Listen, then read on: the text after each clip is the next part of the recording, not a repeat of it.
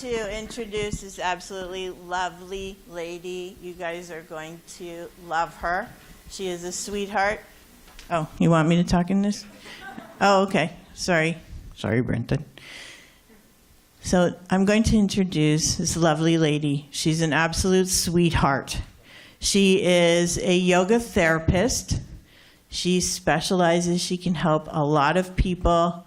If you have any pain whatsoever, you got to talk to this lady because she is phenomenal. Sacred Mountain Yoga, Natalie Marnica, absolutely wonderful, beautiful person. Please come up. Darling, I will be loving you till 70.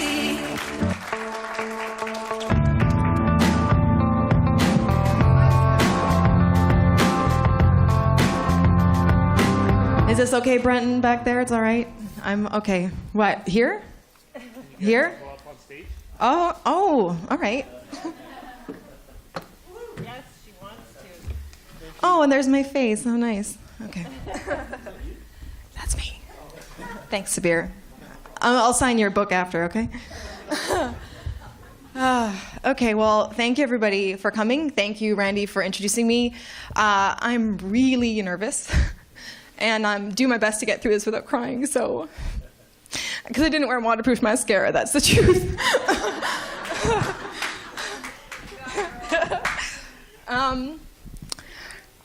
I wrote my chapter from Fear to Freedom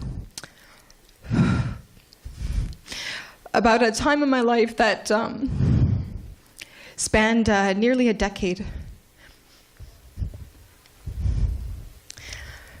And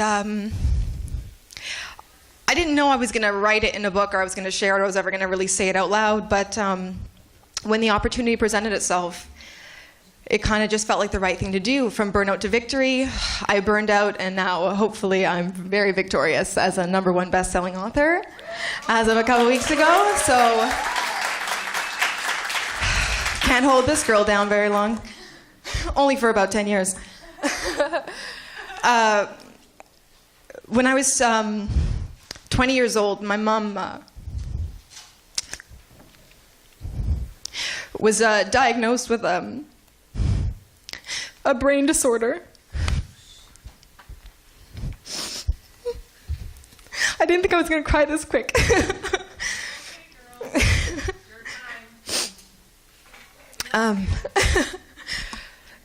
She was diagnosed with a hereditary brain disorder called Huntington's disease. And I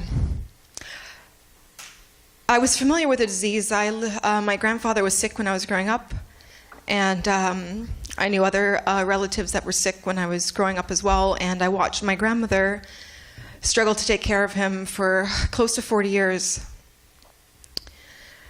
So I was familiar with it. I kind of knew what I was in for. But it was the first time that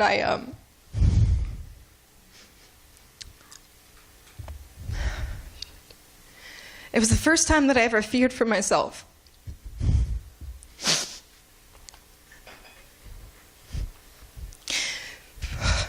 So since I was 20, I had the fear of inheriting a disease hanging over my head. And it interfered with a lot of things in my life. As my mom got worse, my parents were divorced, and I was her primary caregiver. So for the first 5 years, it was just her and I. And I was really mad. I was really angry. And was mad that she wasn't my mom anymore.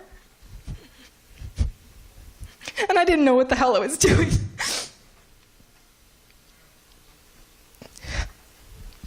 And shortly after that, I was in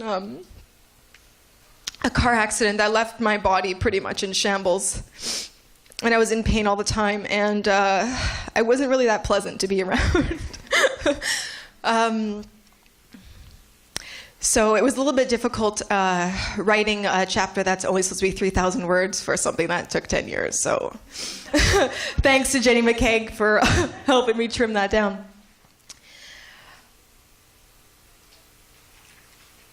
As my mom got worse, the pressure got worse. I was trying everything I could to hold everything together and deal with the different degeneration of her disorder and her different mood swings and her not being able to drive or to walk or to feed herself. And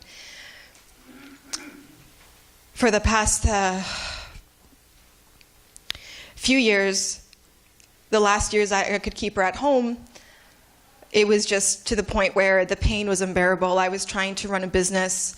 I was trying to help other people who have pain and who have different injuries and ailments, and I started to study yoga and I started to get into shamanism. And when I started to get into shamanism particularly, I started to surround myself with a lot of really powerful people, really powerful healers, people who were doing their own work, people who were going through their own troubles.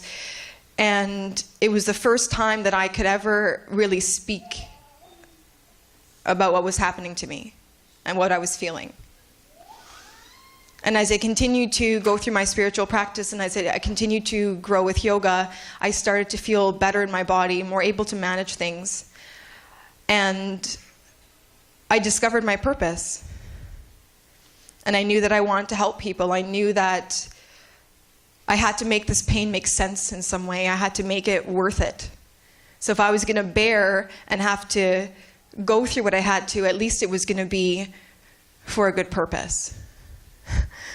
And to date, I've been helping a lot of people, and I'm working with the Huntington's community, and we have a representative here, you can wave in the back, from the HSC who came out today to raise awareness for this disorder.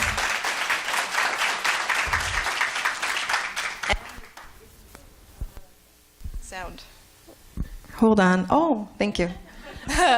And if you visit the table afterwards, and if you like or follow them on Facebook and Twitter, you get entered into a draw to win an awesome HSC t-shirt. So please do that before you leave.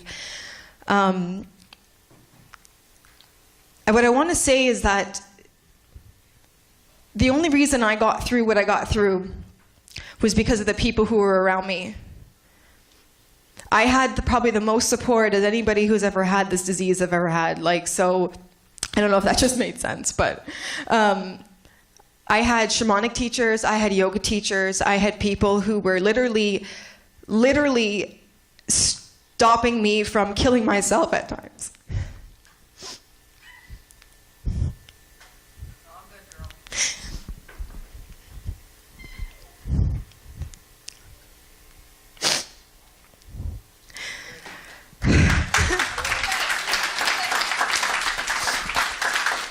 I gotta get through this. I got like the 4-minute warning. Suck it back. And if it wasn't for those people, I wouldn't be here now. And if it wasn't for this person right there, Miss Jennifer Rea. I wanted to play Celine Dion about now, but I didn't have the proper setup. Because of you, I didn't die. Because of you, I didn't overdose. Because of you, I didn't take my life, and I love you forever.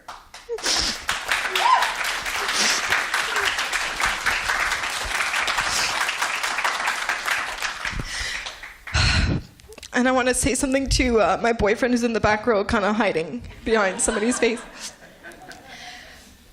I did everything I could to push this guy away from me. I even left him when I was getting tested for this disease. And he never left. And it's that kind of dedication, those kind of people, that if you keep around you, will help you get through everything in life. And now I'm a successful business owner, and I'm educating people on stress relief and how to deal with caregiving, and I'm working with people with trauma and PTSD, and helping them feel better in their bodies and manage anxiety, and everything that kept me down and everything that I had to suffer with, I'm making a use for it, I'm making a purpose for it. And in sharing this chapter, it's the first time that I've ever really come out publicly and spoken about my life and about my fears. And I'm working with YPAD, which is the young people affected by Huntington's disease, and we're trying to implement great programs for other young people. I've become a mentor.